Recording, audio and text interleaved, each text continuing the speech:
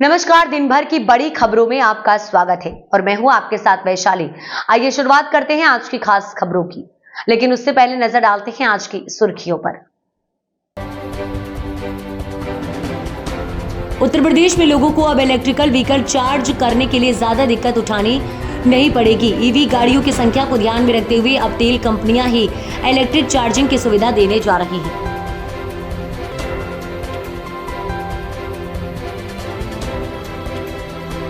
उत्तर प्रदेश में उपचुनाव के दौरान अब बयानबाजी तेज होते जा रही है। एबीपी न्यूज के शिखर सम्मेलन में पहले डिप्टी सीएम केशव प्रसाद मौर्य ने समाजवादी पार्टी को लेकर दावा किया था। उत्तर प्रदेश में इस बार दीपावली के मुहूर्त और तारीख को लेकर बड़ा असमंजस रहा और काशी विश्वनाथ मंदिर का मुहूर्त निकालने वाले आचार्य गणेश्वर शास्त्री ने कहा कि दीपावली की पूजा का उत्तम मुहूर्त 1 नवंबर को है। खुद को भगवान कृष्ण की दूसरी राधा बता महिला रूप धारण कर सरकारी नौकरी छोड़ने वाली यूपी पुलिस के पूर्व आईजी डीके पांडा से ऑनलाइन ट्रेनिंग के नाम पर लाखों रुपए की ठगी। मध्य प्रदेश के विजयपुर और बुधनी विधानसभा सीट पर आज नाम वापसी का दिन है। इसके बाद स्थिति स्पष्ट हो जाएगी कि इन दोनों की सीटों पर कितने उम्मीदवार मैदान में हैं। तो ये थी सुर्खियां और अब बात करेंगे खबरों की विस्तार से। उत्तर प्रदेश में लोगों को अब इलेक्ट्रिकल व्हीकल चार्ज करने के लिए ज्यादा दिक्कत नहीं उठानी पड़ेगी। राज्य में बढ़ रही ईवी गाड़ियों की संख्या को ध्यान में रखते हुए अब तेल कंपनियां ही इलेक्ट्रिक चार्जिंग की सुविधा देने जा रही हैं। लखनऊ और आसपास के जिलों में एक्सप्रेसवे और हाईवे पर चार्जिंग की सुविधा मिलेगी। जानकारी के अनुसार इंडियन ऑयल 1300 और जगहों पर साल 2027 तक इलेक्ट्रिक चार्जिंग की जगह मिलेगी। यूपी में करीब 6 लाख ईवी गाड़ियों का रजिस्ट्रेशन हो चुका है।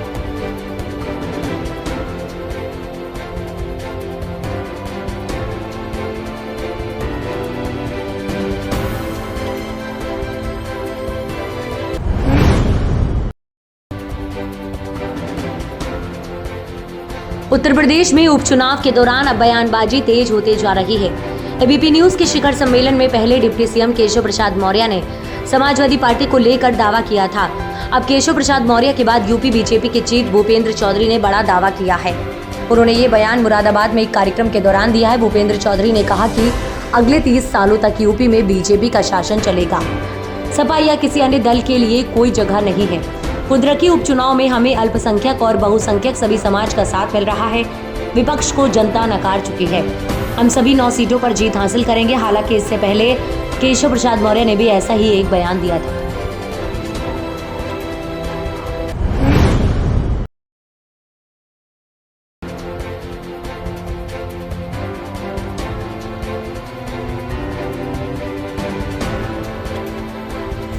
उत्तर प्रदेश में इस बार दीपावली के मुहूर्त और तारीख को लेकर बड़ा असमंजस रहा। शुरू में तो काफी उहापोह की स्थिति रही। एक और जहां काशी विद्युत परिषद ने 31 अक्टूबर को दीपावली की बात कही, तो वहीं राम मंदिर और काशी विश्वनाथ मंदिर का मुहूर्त निकालने वाले आचार्य गणेश्वर शास्त्री ने कहा कि दीपावली की पूजा का उत्तम मुहूर्त 1 नवंबर को है। हालांकि अब उन्हें काशी विद्युत परिषद ने शास्त्रार्थ के लिए बुलाया तो आचार्य गणेश्वर शास्त्री नहीं गए। इसके बाद काशी विद्युत परिषद ने स्पष्ट कर दिया कि दीपावली 31 अक्टूबर को ही है और इसको लेकर कोई भ्रम की स्थिति न रहे।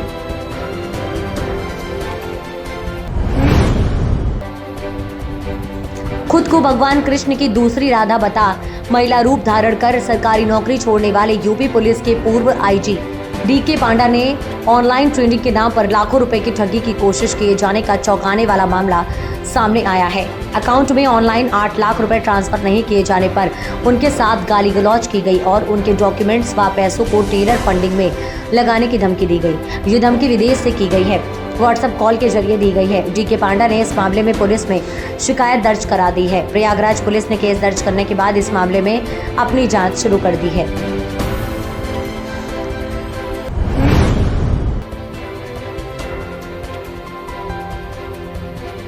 मध्य प्रदेश के विजयपुर और बुधनी विधानसभा सीट पर आज नाम वापसी का दिन है। इसके बाद स्थिति स्पष्ट हो जाएगी कि इन दोनों ही सीटों पर कितने उम्मीदवार मैदान में हैं।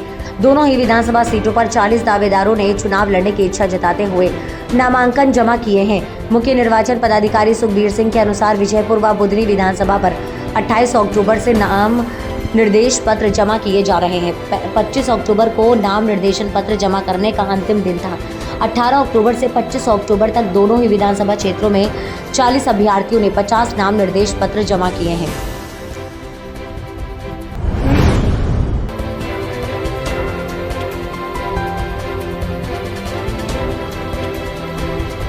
दो दिन बाद 1 नवंबर को मध्य प्रदेश 68 साल का हो जाएगा। 69वें साल में प्रवेश कर रहे मध्य प्रदेश का जन्मदिन सरकार धूमधाम से मनाएगी। राजधानी भोपाल के लाल परेड मैदान में स्थापना दिवस समारोह की शुरुआत आज से होने जा रही है। 1 नवंबर 1956 को मध्य प्रदेश की स्थापना हुई थी।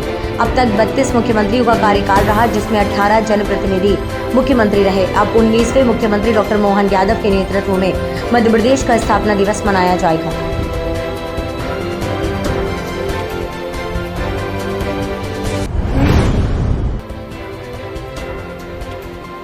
आम आदमी पार्टी के राष्ट्रीय संयोजक और दिल्ली के पूर्व मुख्यमंत्री अरविंद केजरीवाल ने बुधवार 30 अक्टूबर को प्रेस कॉन्फ्रेंस के दौरान सभी को प्रकाश पर्व दिवाली की बधाई दी।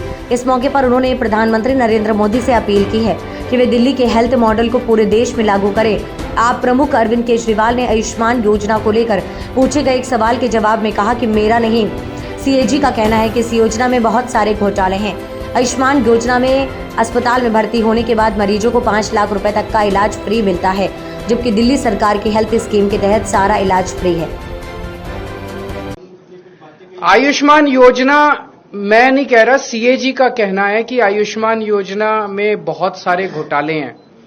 आयुष्मान योजना कहती है कि आप जब अस्पताल में भर्ती होगे तब आपको 5 लाख रुपए तक का इलाज होगा। दिल्ली के अंदर जो हमारी योजना है वो योजना ये है कि आपको चाहे सर्दी हो, खांसी हो, OPD में आप जाओ, चाहे भर्ती हो ना भर्ती हो, आपको IPD, OPD सबका सारा इलाज फ्री है। दिल्ली के अंदर सब कुछ फ्री है। तो आपको 5 रुपए की क्रोसिन चाहिए या आपको 50 लाख रुपए या 1 करोड़ रुपए का इलाज कराना है, सब कुछ फ्री है। हमारा कोई 5 लाख रुपए तक की लिमिट नहीं है। तो जब हमारा सब कुछ ही फ्री है, दवाइयां भी फ्री है, टेस्ट भी फ्री है, OPD भी फ्री है, IPD भी फ्री है, अस्पताल में भर्ती हो तब भी फ्री है, केवल डॉक्टर को दिखाने जाओ तब भी फ्री है, तो फिर आयुष्मान योजना का दिल्ली के अंदर कोई मतलब नहीं रह जाता है। यही मैंने कल प्रधानमंत्री जी से निवेदन किया कि आप दिल्ली के मॉडल को स्टडी करके दिल्ली के मॉडल को पूरे देश में लागू कीजिए। आप ये बार बार कि ये हमारी योजना, ये आपकी योजना, जो भी योजना है, अच्छी जो योजना है वो देश के अंदर लागू होनी चाहिए। नहीं इसको इम्प्लीमेंट किया जा सकता है सेक्टर की? नहीं, वो उनका ये कहना है कि आप आयुष्मान योजना ही लागू कीजिए, अपनी योजना बंद कीजिए। हमने उनसे बात की थी, तो हम अपनी योजना, जिसमें अगर किसी का 20 लाख का भी ऑपरेशन होता है वो भी हम फ्री करते हैं। हमारे मोहल्ला क्लिनिक में कोई जाता है उसका सारा फ्री हो, उसको कैसे बंद कर दें हम लोग? साल 2024 में डिमांड में तेजी और वैश्विक तनाव के चलते सोने का भाव आसमान पर जा पहुंचा है, लेकिन कीमतों में आई तेजी का असर सोने की डिमांड पर पड़ने की संभावना जताई जा रही है। वर्ल्ड गोल्ड काउंसिल ने कहा है कि सोने के दामों में रिकॉर्ड उछाल के चलते अब साल 2024 में भारत में सोने की डिमांड बीते 4 सालों में सबसे कम रहने वाला है।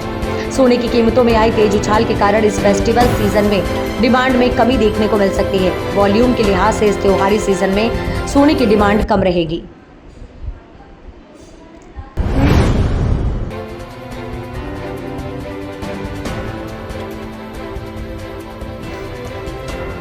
रवीना टंडन की बेटी राशा थडानी अब अपनी मां के नक्शे कदम पर चलती नजर आ रही हैं। राशा थडानी के बॉलीवुड डेब्यू को लेकर लंबे समय से चर्चा थी। वहीं अब उनकी पहली फिल्म का टाइटल आखिरकार अनाउंस हो गया है। इस फिल्म में राशा के साथ अजय देवगन के भांजे अमन देवगन दिखाई देंगे। राशा की तरह अमन भी इस फिल्म में बॉलीवुड में एंट्री लेने जा रहे हैं। अजय देवगन ने अपने इंस्टाग्राम पर राशा थडानी और अमन देवगन की फिल्म का टाइटल पोस्टर शेयर किया है। फिल्म का नाम आजाद है और खास बात यह है कि अजय देवगन भी इसमें खास रोल निभाने वाले हैं।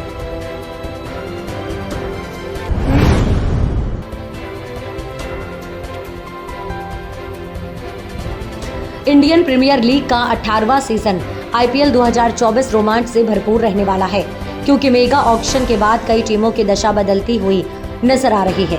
BCCI ने सभी IPL टीमों को अपनी अपनी रिटेंशन लिस्ट जारी करने के लिए 31 अक्टूबर तक की डेडलाइन दी थी। अभी तक किसी फ्रेंचाइजी ने अपनी लिस्ट जारी नहीं की है। बताते चले कि हर एक टीम को कुल 6 खिलाड़ियों को रिटेन करने की अनुमति है। एक टीम अपने हिसाब से तय कर सकती है कि उसे कितने खिलाड़ियों को रिटर्न करना है और कितने प्लेयर्स पर राइट टू मैच कार्ड खेलना है, लेकिन दोनों ही अधिकतम संख्या मिलाकर 6 ही हो सकते हैं। इस बुलेटिन में फिलहाल इतना ही। फिर होगी आपसे मुलाकात, तब तक के लिए देखते रहिए द जर्नलिस्ट ऑफ इंडिया।